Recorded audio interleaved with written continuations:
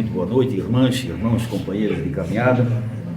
Primeiro, vamos agradecer a Deus por estarmos todos reunidos. Hoje já temos a liberdade de nós cristãos podemos nos reunir à luz da eletricidade, né? Há 200, 300 ou 500 anos atrás, vamos assim, ou 1 milhão de anos atrás, nós cristãos éramos perseguidos quando nos reunimos. Então, onde é que nós reunimos? Dentro do cemitério, em lugares escondidos, nada de aparecer, porque a perseguição era muito grande. Há muita gente que diz que o mundo piorou, o mundo melhorou muito. Hoje nós cristãos já temos a liberdade de nos manifestar, independente da religião que nós seguimos. Tem várias religiões pelo planeta e todos se respeitam e devem se respeitar, porque Deus é único para todos nós. Nós podemos usar caminhos diferentes, mas a chegada é no único ponto, e esse ponto se chama Deus, ou outra nomenclatura que outra religião queira chamar, mas de qualquer maneira é um ser superior a nós. Obrigado, meu Pai, por estarmos aqui. Boa noite a todos e que nosso Pai nos ampare e nos permita que possamos trazer os recursos que foram transmitidos aos irmãos pelos irmãos da espiritualidade, aos médios de Kardec, trazendo as instruções que nós tanto precisamos para continuar a nossa vida aqui na Terra.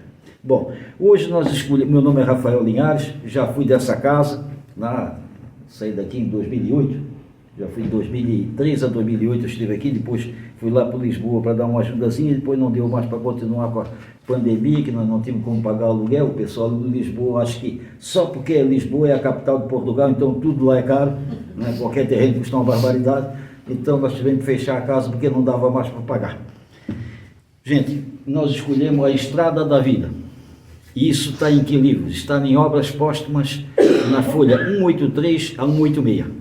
Você pode dar uma chegadinha lá, dar uma observada, porque lá tem muito mais instrução do que nós vamos daqui, que não dava para trazer tudo e copiar tudo. Todos nós temos uma estrada a percorrer na nossa vida, né? Quando nós sabemos que é através da reencarnação que nós temos a oportunidade, ou muitas oportunidades, de vir ao planeta Terra e nos melhorar. Nós nos melhoramos no mundo espiritual? Sim, lá também nos melhoramos. Nós recebemos todas as lições necessárias, só que viemos executá-la aqui, onde, sendo um plano de provas e expiações, as tentações são muito maiores, então nós temos que estar muito mais preparados para poder vencer as batalhas e carregar nossa cruz.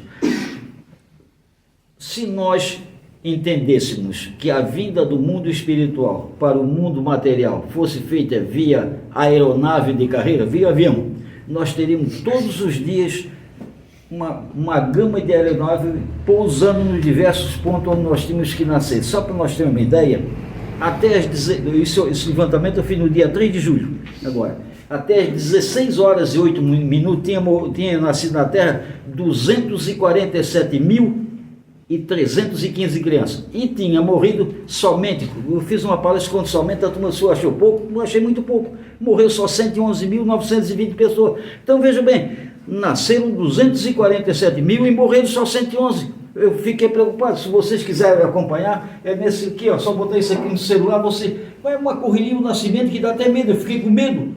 Meu Deus, daqui um dia não tem mais andar de tanta gente que vai ter nesse planeta, não vai ter comida para todo mundo, é impressionante. Morreu 111 mil e nasceu 247 mil, até as 16 horas e 8 minutos. Aquilo ali é ligar e fica correndo assim. O nascimento é um negócio assim, uma velocidade extraordinária. A morte já é mais devagarzinho, né?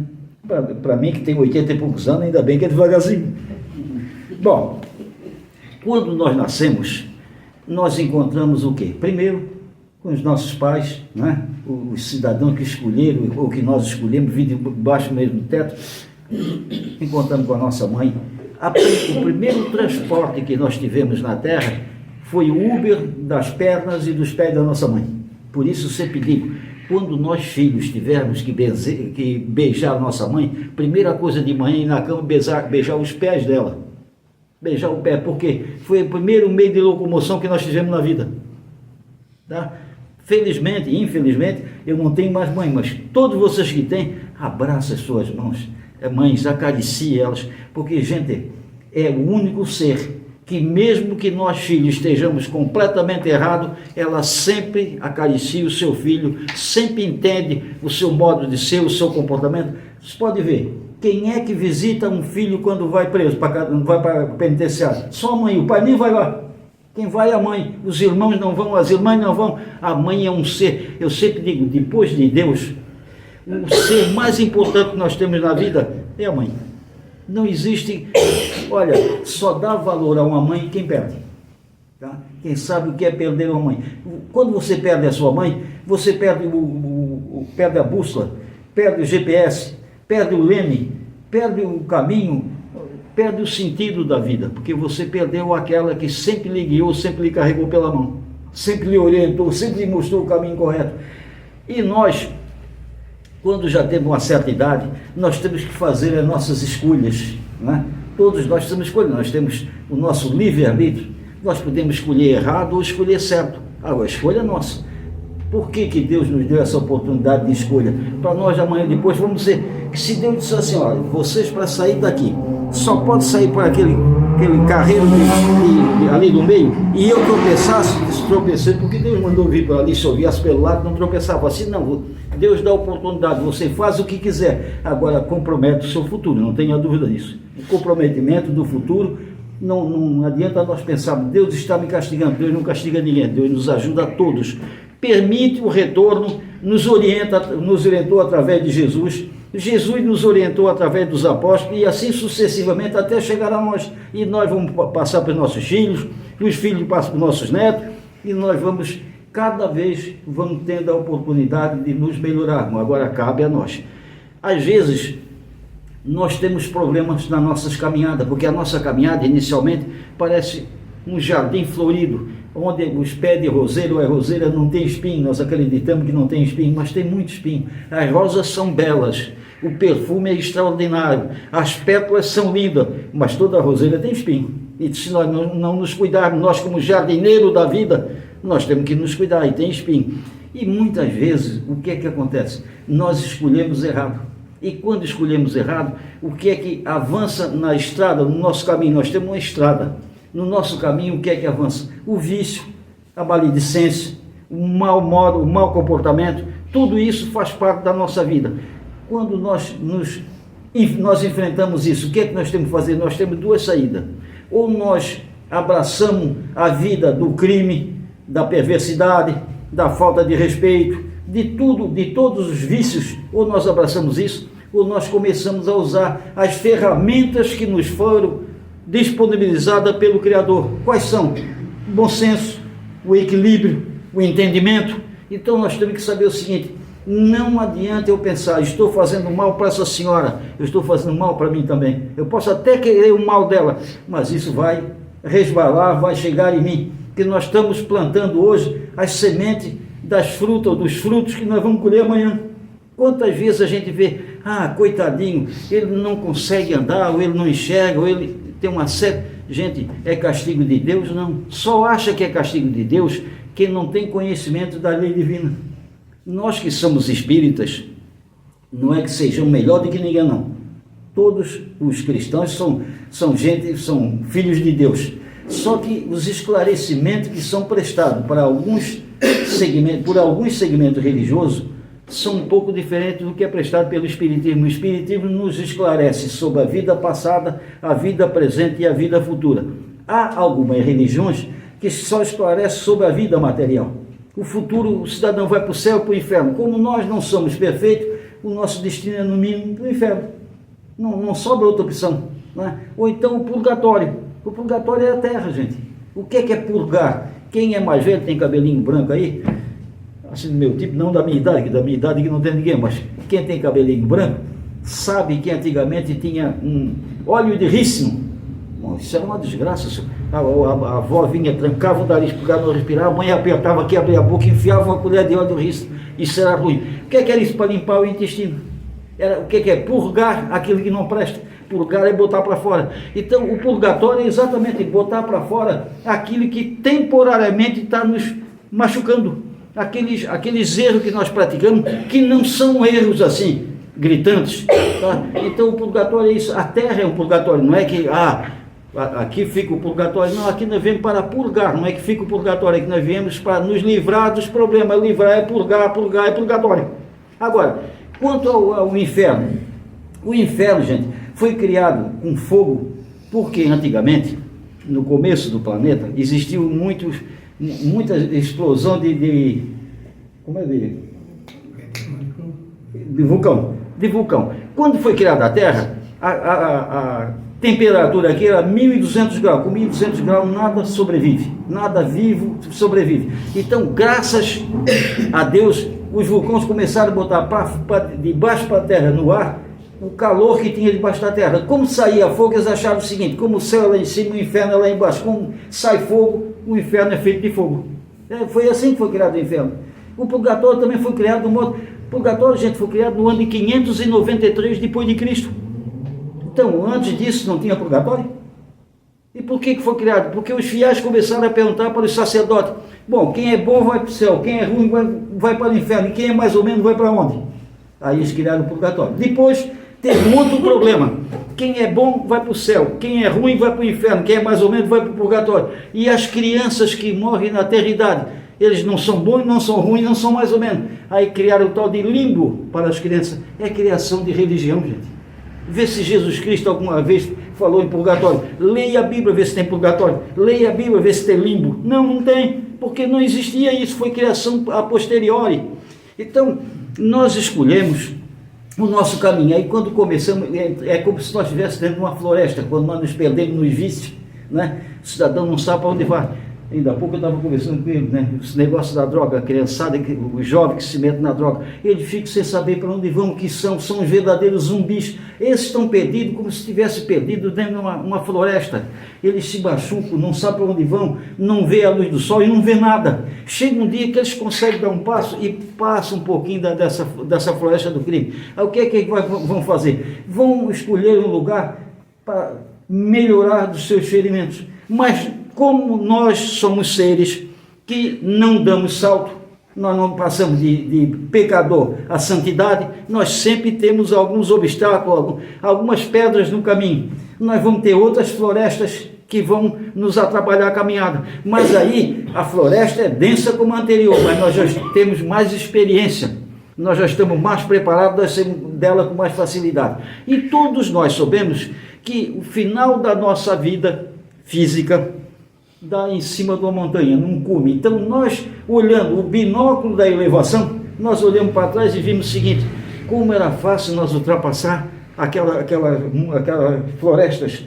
A floresta era um passo, para nós foi tão difícil. Nós nos arrependemos do que passamos? Não, nós sabemos que nós necessitávamos passar aquilo. Precisávamos estar um pouquinho perdido para achar a luz, porque senão nós não damos valor à luz. Nós só damos valor a isso aqui. Se apagasse agora, o pessoal ia dizer: pô, não dá mais para filmar, não dá para fazer isso, não dá para fazer aquilo. Aí nós vamos dar valor à luz. Enquanto a luz está aqui, ninguém dá muito valor. A luz está aí, a celeste está aí. Nós estamos para pagar e eles estão para fornecer, está tudo bem. Então, quando nós chegamos no cume dessa floresta, nós olhamos para trás e vimos como seria, como era fácil, como foi fácil, ou como seria fácil nós ultrapassar aquelas barreiras. Nós é que não estávamos preparados, nós nos perdemos porque nós nos apegamos muito mais ao vício do que à claridade que Deus nos oferece através dos espíritos de luz, através do nosso anjo de guarda, através dos mentores espirituais. Nós temos uma equipe espiritual que nos orienta de noite. Só que anjo de guarda, gente, não carrega ninguém no colo, porque seria muito fácil, eu vou errar e pegar no colo. Não, Rafael, não faz isso, vem para cá. Qual seria o meu mérito? Nenhum. Eu só não errei porque o anjo de guarda não deixou. Eles orientam, eles dão a intuição, não é que eles vêm falar no ouvido, se materializam isso na frente da gente, não. Eles oferecem a intuição. Olha, vai fazer uma coisa errada, pode não dar certo. Depende de nós. Agora, passado esse tempo que nós fizemos as escolhas, nós vamos voltar para o mundo espiritual. Né? Passado algum tempo que nós estamos aqui na Terra, vamos voltar para o mundo espiritual. Nós voltamos para onde? Nós vamos para a erraticidade. O que é a erraticidade?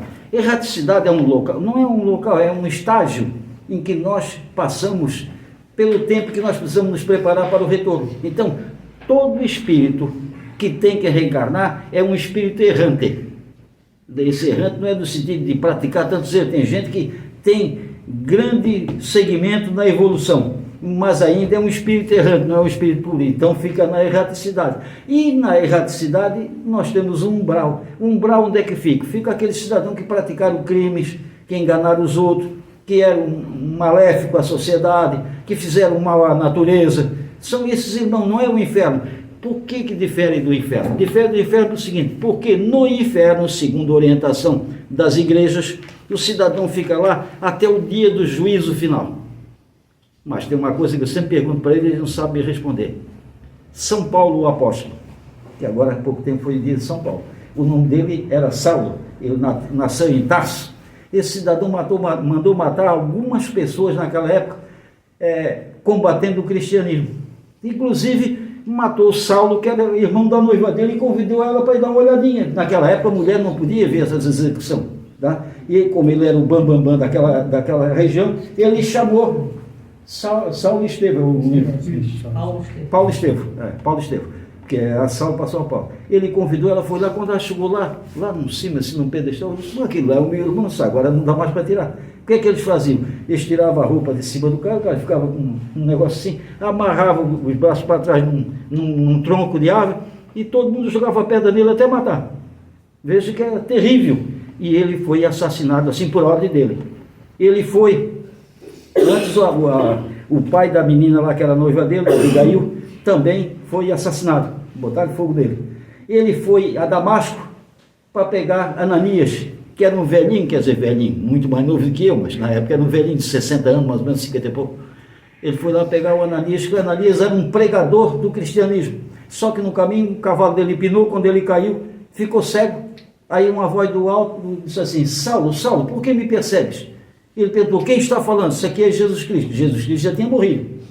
Ele perguntou, mestre, o que queres que faça? Jesus deu a instrução, mas ele foi cego. Ele ficou 3 dias lá numa pensão de um tal de Judas, que não é o Iscariote, e depois o Ananias foi lá para curá-lo. Aí quando o Ananias recebeu a orientação, foi dito para ele, vai lá para curar o Saulo. Eu disse, mas ele quer me matar, ele veio aqui para pegar ele, para levar para Jerusalém para matá-lo. Ele disse, não, ele não vai te matar. Ele chegou lá, pegou e fez assim nos olhos, e tirou tipo de umas escamas de peixe, ele passou a enxergar. Daquele dia em diante, o Saulo virou Paulo, porque Saulo é um cidadão rebelde, ruim, violento, e Paulo é um cidadão bom, maneiro, como se diz aqui na terra, um cidadão que só faz o bem, então ele virou Paulo. E aí, daquele dia em diante, ele deixou de ser um perseguidor dos cristãos para ser um perseguido como cristão. Então, quando nós fizemos a nossa escolha, e Saulo foi uma escolha, nós vimos as dificuldades que nós enfrentamos. Nós estamos num mundo de provas e expiações. As provas somos nós mesmos que escolhemos. Às vezes nós vamos para a escola, né? Hoje não sei se tem prova parcial, no meu tempo tinha prova parcial, primeira, segunda, prova oral, tinha todos os negócios, hoje já é meio, um negócio bem diferente. O que era a prova? A prova era para mostrar para a professora, ou a escola, o mundo mesmo, o planeta, que nós tínhamos aprendido as lições. As provas aqui que nós passamos são escolhas nossas, para ver se realmente nós conseguimos captar aquelas instruções que nos foram ministradas. Quer dizer, não pode roubar, não pode fazer isso, não pode... Nós recebemos todas essas orientações, agora nós pedimos para passar por uma prova. Por exemplo, vou dar um exemplo para ficar bem claro para nós. Vamos dizer que eu, nessa encarnação agora, eu fosse um traficante, já tinha passado droga para chute, tinha destruído várias famílias, fui para o mundo espiritual morto. Chegou lá, eles me deram orientação daqui, dali, e mostraram, tu estavas errado, estava destruindo a família, tudo bem. Então, a prova que eu quero é o seguinte, eu quero vir no meio onde tem droga com abundância. É o meu pedido, né? Aí eu venho. Bom, aí eu só não sei, eu pedi no geral, eu não sei como é que vai ser. Eu posso vir numa família que o meu pai e a minha mãe são traficantes, eu posso vir numa família que o meu pai e a minha mãe são pessoas direitas, mas os meus irmãos praticam o tráfico.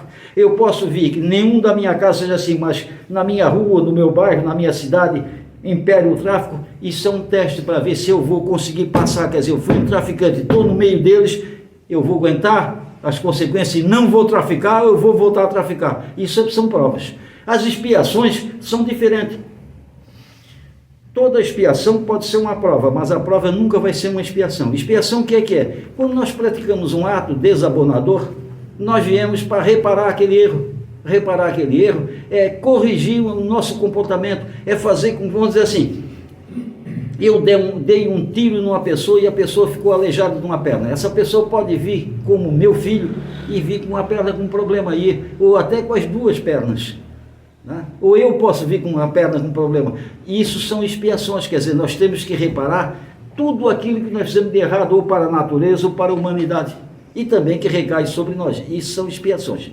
Bom, há pessoas, nós podemos pensar assim, ó, quando nós nascemos, nós vamos transitar no mundo físico, um transito com um carro importado, só tem abundância, outros com um carrinho mais ou menos, outros com um carro popular, outros vêm de moto, bicicleta, a pé, e tem alguns que não têm nem as pernas para andar. Esses são carregados pelos amigos e pelos companheiros. Nós temos 2 exemplos desse tipo. Quer ver? No Evangelho de Marcos 2,4, eles falam na descida pelo telhado do paralítico de Cafarnaum. Jesus estava fazendo uma pregação numa casa, e a casa não era muito grande, tinha naquela época uma multidão de pessoas, 120 pessoas, era uma multidão. Tá? Tinha uma multidão de pessoas cercando todas as entradas, e eles vieram com um cidadão numa maca, numa cama, né, os 4 amigos, e não dava para entrar de jeito nenhum, ninguém, a educação ali era mínima, ali eles pensavam, farinha pouca, meu pirão primeiro, quer dizer, primeiro eu tenho que ser atendido por Jesus, vendo o cara na maca, podia abrir, deixar ele lá, não, ninguém fazia isso. O que é que os amigos fizeram? Treparam no telhado da casa, abriram as telhas e desceram a maca, desceu bem no pé de Jesus. Quer dizer, isso o que é? Caridade, amor ao próximo, dedicação. Isso são pessoas que são iluminados, são irmãos que terão oportunidade de, quando voltar ao mundo espiritual, ser reconhecidos pelo bem que fizeram. Também nós temos a parábola do bom samaritano, que o cidadão ia descer de Jerusalém para Jericó, e no caminho os assaltantes pegaram ele, deram uma tunda nele, tiraram a roupa, roubaram tudo que ele tinha e deixaram ele cair todo ensanguentado. Passou um sacerdote, que prega que não é o amor ao próximo, tem que ajudar, fez que não viu. Como diz assim, passou ao largo, quer dizer, virou o rosto para não ver. Veio um levita, que era da tribo de Levi também, era um sacerdote, fez que não viu. Estava vindo um samaritano, que era considerado um herege. Herege é aquela história que eu contei para vocês, que a freira, eu perguntei como é que a população aumentou, né? Porque eu estava fazendo a primeira comunhão no dia 12 de outubro de 52. Aí a freira falou que Adão e Eva tinham 2 filhos, um matou o outro, não tinha 2, tem 3, eles disseram que tem 2, mas tinha 3. E um matou o outro, aí eu perguntei, irmã, se um matou o outro, só sobrou uma mulher, como é que a população aumentou? Ah, meu amigo, isso aí deu um balaio de gato. Ela, você é um herege, menino. Olha, imagine em 52, que não tinha internet, chamar alguém de herege, me arrepiou até os cabelos da sobrancelha, o que será isso? Eu vou para o inferno. Ah, estava no inferno. Cheguei em casa chorando, a minha mãe disse, o que houve? Essa freira me chamou de herege, a minha mãe, tadinha, muito ignorante, perguntou, o que é um herege? Não sei, ela disse, nem eu. Mas uma coisa é certa, no sábado que vem, quando a irmã de caridade vem aqui, eu vou perguntar o que, se tu errasse, tu vai sair apanhando da igreja até em casa, da igreja até lá em casa. Era como daqui lá no hospital regional. Não era um pedaço bom, quer dizer, era uma tunda. Bom, aí no sábado a mãe veio e perguntou, o que é um herege? É ser herege, é o cidadão ser de uma religião e fazer pergunta descabida, quer dizer, não acreditar muito na religião, quer dizer, um cara que está dentro da religião, mas é meio descrente, não acredita em tudo, a mãe diz, tá bom, me escapei dessa, né? Então, quando nós temos a oportunidade de receber essa ajuda, o samaritano aqui era um herege, porque ele não era da religião principal, a religião que dominava, ele era um pagão. Hoje o pagão é quem não tem religião, naquela época o paganismo era uma religião. O pagão era uma religião, hoje não, quem é pagão não é religião nenhuma, tanto é que às vezes assim, batiza o teu filho para ele não morrer pagão, senão vai para o inferno. Gente, pare com isso. Jesus Cristo foi batizado, ele tinha pecado original? Será que tinha? Por que ele foi batizado? Isso os padres não explicam. Sabe por que ele foi batizado? Porque foi dito que naquela região ia nascer um menino que vinha para salvar a humanidade através da orientação. Ninguém sabia quem era. Naquela época o nome Jesus era um nome como que Joaquim, José, um nome comum. Nem o Paulo, o que batizou ele, João Batista. Nem o João Batista, que era primo dele, sabia. Tá? E recebeu uma orientação dizendo, batiza todo mundo que voltar, que vier aí. A hora que chegar o tal homem, o tal menino, que já era um homem de 27 anos, 28, vem um aviso do alto e vocês vão saber quem é. Jesus foi lá e batizou. O batizado naquela época era mergulhar a cabeça na água, como os crentes fazem, os evangélicos, mergulhar a cabeça na água, mergulhou. Quando Jesus saiu na beirada do Rio Jordão, ele foi batizado no Rio Jordão, veio um pombo, um pombo, e uma voz do alto disse assim: esse é o meu filho dileto, quer dizer, meu filho amado, siga-o e preste, ensine os seus ensinamentos. Tá, então Jesus foi batizado por quê? Porque ele era pecador? Não, era uma carteira de identidade que Jesus precisava para todo mundo saber que aquele era o homem que estava anunciado. Porque se dissesse que aqui na Forquilinha, dentro de um ano, vai nascer um menino que é Jesus Cristo reencarnado, todas as mulheres que ficarem grávidas vão dizer assim: meu filho é Jesus Cristo. Ah, imagina se eu não ia querer que meu filho fosse. Todo mundo ia querer. Só que tem que mostrar quem é. E foi mostrado através do batismo. Por isso Jesus se batizou. Então, longe de dizer que quem não se batiza vai para o inferno. Não, gente, não é assim. O batismo é uma criação da Igreja Católica. Nós temos que respeitar e temos que respeitar as outras religiões perfeitamente. Só que não vai ninguém para o inferno. Mesmo porque o inferno não existe. O inferno está na nossa cabeça. Vou dar mais um exemplo para os senhores. Admitando que eu saísse daqui, eu gosto de jogar um dominózinho, só não jogo porque se eu for ali jogar dominó, a turma estiver tomando cerveja, um cara me vê ali jogando, só vai lá na tribuna da doutrina espírita, fala contra os viciados. Agora vem aqui, está bebendo cerveja e jogando dominó. Não posso, faz 12 anos que eu não jogo um dominó. Tá? Mas vamos dizer que eu vim armado para fazer a palestra. Já não sou um bom cidadão, mas vim armado, com 38 nascido. Aí chega ali, encontro os caras, 3 sentados numa mesa, falta um, pergunto: o que é que estão esperando? Não, para jogar, eu jogo. Sentei, me desentendi a certa altura com o meu parceiro, deu um tiro. Peguei o meu carro, só que os 2 amigos que estavam com ele marcaram a placa do meu carro. Eu cheguei em casa, bora no Cobração, no 8º andar. Tá? Qualquer barulho, a minha mulher está deitada dormindo, e eu estou no lado dela. Qualquer barulhinho que desse, meu Deus, a polícia está atrás de mim. Eu estou num verdadeiro inferno, ela está no céu bem pertinho de mim, que não sabe de nada. Então, o céu e o inferno está na nossa consciência, gente. A consciência que nos bota. Quantas vezes você vê um cidadão está sofrendo qualquer coisa, eu estou no inferno, desgraçado, está no inferno nada. A nossa dor, nós sempre dizemos, maior do que a dos outros. Então, a estrada da vida é construída por nós mesmos. Ninguém vai construir a nossa estrada. Ninguém vai asfaltar o nosso caminho. Nós vamos asfaltar como? Com dedicação, com amor, com caridade. Nós temos muitos, quando nós caminhamos na vida física, e todos nós caminhamos, tem muitos que levam muitos alimentos, são abastados. Tem outros que levam assim um pão dormido, só um pãozinho, e outros não tem nada. E tem irmãos que caminham junto, que repartem o que tem um pouco, tem o remédio, a água, o pão, a comida, repartem. Há outros que só dão o que lhes sobra, e tem alguns que nem olham para os famintos. Tá? Esses são cidadãos que são nossos irmãos de caminhada, mas não alcançaram o objetivo maior, que é saber caminhar na estrada da vida, ajudando a quem precisa. Nós temos 2 mãos exatamente para isso. Quando nós temos que passar um lugar meio difícil, um barranco para subir na estrada, nós pegamos na mão de quem está na frente e seguramos na mão de quem tem atrás. Nós estamos levando, muitas vezes, nós largamos na mão de quem vem atrás, porque, vamos dizer que eu estou levando uma turma ali atrás de mim, uma turma lá na minha frente. Aí eu, estou muito mole, fico por aí. Quando chega no mundo espiritual, sabe o que acontece? Vão perguntar: meu irmão, não vinha uma turma que tu vinhas dando a mão lá atrás? Os caras muito mole, não dá para andar com aqueles caras. Mas aquela ali era a tua cruz, sem eles tu não entra aqui, volta lá para buscá-los. Tem que vir numa nova reencarnação, todos vamos reencarnar, e talvez eles venham como meu filho, como meu irmão, como minha esposa, como meu marido, para me carregar aquela cruz que eu deixei pelo caminho. Gente, aqui nós escrevemos como vai ser a nossa caminhada, nós mesmos, cada um faz o seu diário, e dentro desse diário não tem lápis que escreva mais para frente, nem borracha que apague o nosso passado. Não tem jeito. O que nós escrevemos é a nossa responsabilidade. Ninguém pode nos ajudar, pode fazer o que quiser, mas quando chegar no mundo espiritual, ninguém vai assumir a culpa por nós. Não. Nós somos culpados pelo que fizemos. Vamos para o inferno? Não, eu já disse, inferno não existe. Dona Ivana, quantos minutos eu tenho mais? Hein?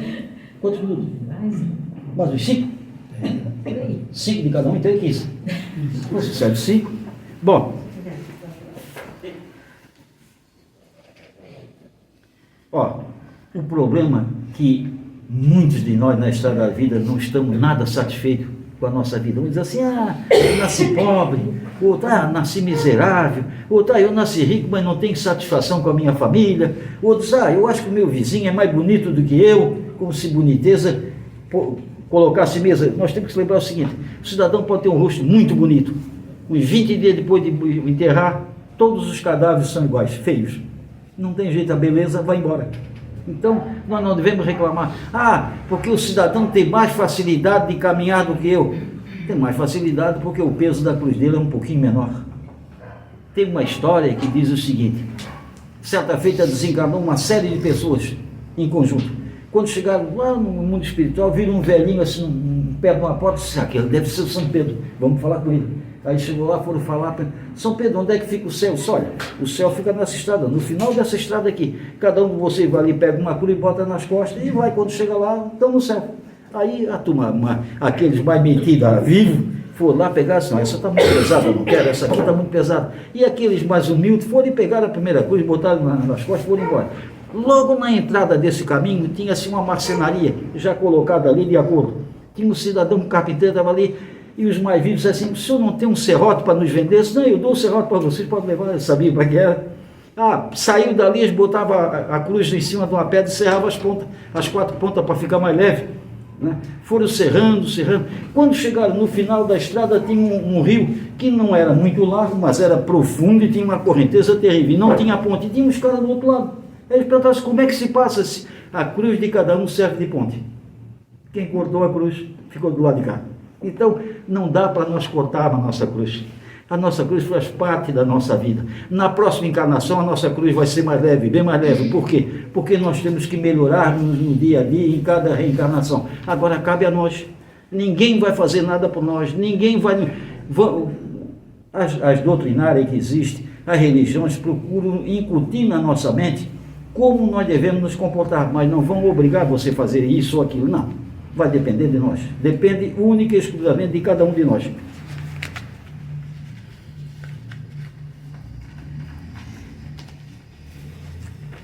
Infelizmente existem pessoas, ou irmãos de caminhada, que em função da sua posição social, da sua religião, acreditam não dependerem de ninguém. Por que eles acreditam depender? Porque acham que nós só temos uma vida, é a vida material. Tá? Então, o que eu conquistar aqui é meu e acabou-se. Nós não conquistamos nada para nós, gente. Vocês podem ver, quando nós morremos, fica tudo aqui. Nenhum de vocês, eu que sou mais velho, nunca vi, imagine vocês, não vão ver, nem os que estão nascendo hoje, ninguém nunca vai ver, que atrás de um caixão, no portão do cemitério, passa um caminhão de mudança do morto. Não, lá não dá para ir, não vai fogão, não vai geladeira, não vai nada disso. Então, tudo que nós conseguimos comprar e devemos ter conforto, né? Agora, não adianta nós sermos miseráveis e pensar o seguinte, não, isso tudo aqui é meu, eu não como tal coisa para comprar uma casa, para ganhar mais dinheiro. Gente, quando nós morremos, se faz um inventário. Esse inventário, já a gente quer ver a união de uma família, é fazer um inventário que o morto tenha bastante bens. O pau come já na primeira semana. Se não morrer, na hora do velório, se não cair no pau na hora do velório. O que é que acontece? Vai ficar tudo para os herdeiros. O que é que os herdeiros vão fazer? Se não dá uma casa para cada um em igualdade de condições, vão vender tudo. Tá? E vão repartir o dinheiro. Então, aquilo que era meu, ou que era teu, ou que era da senhora, vai para a mão de outro. Esse outro morre, os herdeiros fazem outro inventário. E vai assim. Nós recebemos tudo de Deus por empréstimo. É tudo emprestado. Ninguém é dono. Nós temos a condição de usar e usufruir. Quer dizer, o famoso, quem é advogado sabe, é usufruto. Não, quem tem mais ou menos uma cultura mais elevada sabe, usufruto, que é você usa e usufrui, quer dizer, enquanto é vivo está usando, está usufruindo da beleza da casa, de todo o conforto. Agora, na hora de morrer, tem 2 caminhos distintos, ou vai lá para a forquilha, lá para ser torrado lá, ou vai ali para o cemitério, né, para a minhoca se deliciar com um bom banquete. Não tem jeito, não escapamos disso, gente. Então, lembremos do seguinte, vamos plantar para o amanhã, vamos nos preparar, porque nós como pessoas físicas, nós somos passageiros, é uma passagem efêmera, quer dizer, rápida. Nós temos que nos preparar para a espiritualidade, é coisa que nós normalmente não fizemos, nós só pegamos a matéria e deixamos o espírito, e o espírito é o que nos dá a condição de nós transitarmos por vários planetas. E Jesus Cristo foi muito claro quando disse: há muitas moradas na casa do meu Pai. Essas muitas moradas, gente, são vários planetas, vários planos, em que nós vamos, cada vez que reencarnamos e nos melhoramos, vamos habitando num plano desse aí, até que nós chegamos num pedestal espiritual, que não é junto de Deus. Deus é único, é um ser ímpar. Nós podemos ficar alguns degraus abaixo, nós somos a sua semelhança, somos a semelhança de Jesus, somos, principalmente Jesus, que foi um homem igual a nós, um ser humano igual a nós. Deus não é nem espírito nem matéria.